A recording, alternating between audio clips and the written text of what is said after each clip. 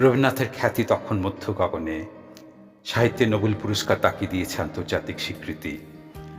1924 সালে পেরুর স্বাধীনতা সংগ্রামে শতবর্ষপূর্তির অনুষ্ঠানে যোগ দিতে পেরুর উদ্দেশ্যে সমুদ্র যাত্রা করেন রবীন্দ্রনাথ। কিন্তু মাঝপথে অসুস্থ হয়ে পড়েন তিনি। ফলে বাধ্য হয়ে তাকে আর্জেন্টিনায় অবস্থানের সিদ্ধান্ত নিতে হয়। রবীন্দ্রনাথ বুয়েন্স আইরেসে এসেছেন শুনে দেখা করতে এলেন এক বিদেশিনী। রবীন্দ্র সাহিত্যে বিমুগ্ধ এই বিদুষী নারী আর্জেন্টিনার একজন প্রখ্যাত লেখিকা। আন্দ্রেজিৎকৃত ফরাসি অনুবাদে গীতাঞ্জলি পড়ে ব্যক্তিগত জীবনে ক্ষতবিক্ষত এই নারী খুঁজে পেয়েছেন প্রাণের আরাম, আত্মার শান্তি। আর আমি চিনি গো চিনি তোমারে ও গো বিদেশিনী, এই গান লেখা 30 বছর পর সুদূর আর্জেন্টিনায় রবি ঠাকুরও যেন খুঁজে পেলেন তার সেই শারদপ্রাতে কি মাধবী রাতে দেখা বিদেশিনীকে, যার নাম ভিক্টোরিয়া ওকাম্পো। রবীন্দ্রনাথের দেহবৈকল্য কবি সান্নিধ্য লাভের সুবর্ণ সুযোগ এনে দিয়েছিল ভিক্টোরিয়াকে। তার বয়স তখন 34 আর রবি ঠাকুরের 63। কিন্তু বয়স প্রাচীর তুলতে পারেনি তাদের বন্ধুত্বে, প্রণয় সখ্যতায়। রবীন্দ্রনাথ ও ভিক্টোরিয়ার এই সম্পর্কের মালা গেঁথেই আর্জেন্টাইন পরিচালক পাবলো সিজার তৈরি করেছেন থিঙ্কিং অফ হিম নামের এক চলচ্চিত্র, যেখানে রবীন্দ্রনাথের ভূমিকায় ভিক্টর ব্যানার্জি আর ওকাম্পো এলেনোরা ওয়েক্সলার। রবীন্দ্রনাথের সাথে ভিক্টোরিয়ার প্রথম দেখা কবির হোটেলে। প্রথম দেখার মুগ্ধতা নিয়ে ভিক্টোরিয়া লিখেছেন, প্রায় সঙ্গে সঙ্গেই তিনি এলেন, নীরব, সুদূর, তুলনাহীন, বিনীত। ঘরে এসে দাঁড়ালেন, আবার এও সত্যি যে ঘরে যেন তিনি নেই। 63 বছর, প্রায় আমার বাবার বয়সী, অথচ কপালে একটি রেখাও নেই। যেন কোনো দায়িত্বভারই নষ্ট করতে পারে না তার সোনালী শরীরের স্নিগ্ধতা। সুগোল সমর্থ গ্রীবা পর্যন্ত নেমে এসেছে উছলে ওঠা ঢেউতলা সাদা চুলের রাশি। শ্বশ্রুমণ্ডলে মুখের নিচের দিকটা আড়াল, আর তারই ফলে উপরের অংশ হয়ে উঠেছে আরও দীপ্যমান। মসৃণ ত্বকের অন্তরালে তার সমগ্র মুখাবয়বের গড়ন এক অবিশ্বাস্য সৌন্দর্য রচনা করেছে। তেমনি সুন্দর তার কালো চোখ, নিখুঁত টানা, ভারী পল্লব, শুভ্র কেশদাম আর স্নিগ্ধ শ্বশ্রু। এর বৈপরীত্যে জ্বলে উঠেছে তার চোখের সজীবতা। প্রিয় কবিকে এভাবে হোটেলে রাখতে চাইলেন না ওকাম্পো। নিজের কাছে রেখে কবিকে সেবা যত্ন করার জন্য ভাড়া নিলেন সুদৃশ্য এক বাংলো বাড়ি প্লাতা নদীর ধারে। সান ইদ্রিসো শহরের নদীর ধারের নির্জন এই বাড়িটির নাম মিরালরিও। এ বাড়িতেই দুজন ভিন্ন ভাষাভাষী, ভাষার যাবতীয় প্রতিকূলতাকে দূরে সরিয়ে হয়ে উঠেছেন পরস্পরের নিবিড় আশ্রয়। বুয়েন্স আইরেন্সে ওকাম্পোর কাছে 58 দিন ছিলেন রবীন্দ্রনাথ। আর্জেন্টিনার বিখ্যাত পত্রিকা সুরের সম্পাদক ভিক্টোরিয়া রবীন্দ্রনাথ পড়ে অভিভূত ওকাম্পো লা নাসিওন পত্রিকায় লিখেছেন তার বিখ্যাত প্রবন্ধ লা আলজেরিয়া ডেলির এ রবীন্দ্রনাথ টাগোরে, অর্থাৎ রবীন্দ্রনাথ পড়ার আনন্দ। ভিক্টোরিয়াকে বিজয়া নাম দিয়েছিলেন রবীন্দ্রনাথ, আর ভিক্টোরিয়া গুরুদেব বলে ডাকতেন তার প্রিয় কবিকে। মিরালরিও বাড়িতে যখন লিখতেন রবীন্দ্রনাথ, তখন কবির আদরের বিজয়া বসে থাকতেন পাশে। ভাষার পাঁচিল ডিঙিয়ে চলত আলাপচারিতা।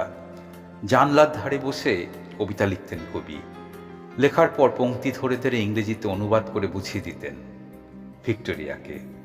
ভাঙা ভাঙা ইংরেজি জানতেন ভিক্টোরিয়া, কাজ চলত তাতেই। বাগানে হাঁটতে বেরোলেও ভিক্টোরিয়া সঙ্গী হতেন কবির। সান ইসিদ্রোর সেই বাড়ির বারান্দায় বসে একসাথে নদী দেখতেন তারা। রবীন্দ্রনাথ বাংলা কবিতা শোনাতেন বিজয়াকে, আর বিজয়া শোনাতেন শাল বোদেলায়ের কবিতা। তাদের প্রণয়সখ্যতার তুঙ্গ মুহূর্ত ছিল সে সময়। রবীন্দ্রনাথ সান ইসিদ্রোর সেই বাড়ির স্মৃতি রোমন্থন করেছেন শান্তিনিকেতনে বসেও। বিজয়ার করকমলে এই দুটি শব্দ লিখে রবীন্দ্রনাথ ঠাকুর তার পূরবী কাব্যগ্রন্থটি উৎসর্গ করেছিলেন ভিক্টোরিয়াকে। তিনি যে তার একটি বই ভিক্টোরিয়াকে উৎসর্গ করেছেন, সেটি আর্জেন্টিনায় চিঠি লিখেও জানিয়েছিলেন। আক্ষেপ করে বলেছিলেন, বইখানা তোমায় উৎসর্গ করা, যদিও এর ভেতরে কি রয়েছে তা তুমি জানতে পারবে না। 1925 সালের 28শে ডিসেম্বর ভিক্টোরিয়া ওকাম্পো চিঠিতে লেখেন, বইটাতে কি আছে তা জানার জন্য আমি পাগল হয়ে আছি। ভিক্টোরিয়াও রবীন্দ্রনাথকে নিয়ে লিখেছেন, জেগোর এন লাস বারানসাস দে সান ইসিদ্রো নামের এক বই, বাংলায় যার অর্থ সান ইসিদ্রোর উপত্যকায় ঠাকুর। মিরালরিওর বাড়িতে যে আরামকেদায় বসে লিখতেন রবীন্দ্রনাথ। ফেরার পথে ভিক্টোরিয়া এক প্রকার জোর করেই তার গুরুদেবের জন্য সে চেয়ার তুলে দিয়েছিলেন। রবীন্দ্রনাথের পুত্রবধূ প্রতিমা দেবীর লেখা থেকে জানা যায়, শান্তিনিকেতনে সাধারণত ওই চেয়ারে বসতেন না রবীন্দ্রনাথ, কিন্তু জীবন সায়ান্নের শেষ দিনগুলোতে সে চেয়ারই ছিল কবির আশ্রয়। চিত্রকর রবি ঠাকুরের আবিষ্কারেও ভূমিকা আছে ভিক্টোরিয়ার। রবীন্দ্রনাথের লেখার পাণ্ডুলিপির কাটাকুটিগুলিকে খুব নিবিড়ভাবে লক্ষ্য করেছেন ভিক্টোরিয়া। সেসব দেখে রবীন্দ্রনাথকে বড় ক্যানভাসে ছবি আঁকতে উৎসাহিত করেছিলেন তিনি। 1933 সালে প্যারিস শহরে ভিক্টোরিয়ার সঙ্গে আবার দেখা হয় রবীন্দ্রনাথের। নিজের কিছু ছবি নিয়ে বিদেশে গিয়েছিলেন কবি। প্যারিসের বিখ্যাত পিগাল গ্যালারিতে রবীন্দ্রনাথের ছবির প্রদর্শনীর ব্যবস্থা করে দিয়েছিলেন তখন ভিক্টোরিয়া। সেই প্রদর্শনীর খ্যাতি দেখে একটি ক্যাটালগের উপর ভিক্টোরিয়া লিখেছেন, "this exhibition is my work." 1939 রবীন্দ্রনাথের শারীরিক স্বাস্থ্যের কথা জেনে উদ্বিগ্ন ভিক্টোরিয়া চিঠিতে লেখেন, "প্রিয় রবীন্দ্রনাথ, কথা সত্যি যে আমার ভালোবাসাই আমাকে পীড়িত করে কখনো কখনো, কিন্তু সেটাই একমাত্র প্রমাণ যে এসব তোমার জন্য ভালো লক্ষণ নয়। কেন এত দ্রুত চলে গেলে? কেন তুমি তোমার স্বাস্থ্যের কথা ভাবো না? গুরুদেব, আমায় ক্ষমা করো, কিন্তু তোমায় এমন ভীষণ বকাবকি না করলে তুমি কিছুই শুনবে না।" 1924 সালে 12 নভেম্বর সান ইসিদ্রোতে রবীন্দ্রনাথ তার বিজয়াকে উদ্দেশ্য করে লিখেছেন বিদেশি ফুলের নামের একটি কবিতা। "হে বিদেশি ফুল, যবে আমি পুছিলাম কি তোমার নাম, হাসিয়া দুলালে মাথা, বুঝিলাম তবে নামেতে কি হবে, আর কিছু নয়, হাসিতে তোমার পরিচয়। হে বিদেশি ফুল, যবে তোমারে বুকের কাছে ধরে শুধালেম, বলো বলো মোরে কোথা তুমি থাকো, হাসিয়া দুলালে মাথা, কহিলে জানি না, জানি না কো। বুঝিলাম তবে শুনিয়া কি হবে, থাকো কোন দেশে, যে তোমারে বোঝে ভালোবেসে, তাহার হৃদয়ে তব ঠাই, আর কোথা নাই।" 12 নভেম্বর বিদেশি ফুল লেখার পরে কবি 15 নভেম্বর অন্তর্হিতা, 17 তারিখে আশঙ্কা আর 21 তারিখে শেষ বসন্ত লিখলেন। এসব কবিতায় প্রেমের প্রকাশ এতটাই তীব্র ছিল যে রবীন্দ্রনাথ এমহাসকে কবিতাগুলো দেশে তার পুত্র ও পুত্রবধূর কাছে পাঠাতে নিষেধ করেছিলেন। ভিক্টোরিয়া ওকাম্পোর সাথে রবীন্দ্রনাথের দেখা হয়েছিল মাত্র দুবার। 1924 সালে আর্জেন্টিনায় দেখা হওয়ার পর আবার দেখা হয় প্যারিসে 1930 সালে। রবীন্দ্রনাথ তার একেবারে শেষ চিঠিতে ভিক্টোরিয়া ওকাম্পোকে লিখেছেন, "এতদিন পরে তোমার আমাকে মনে পড়ল, কি যে ভালো লাগছে।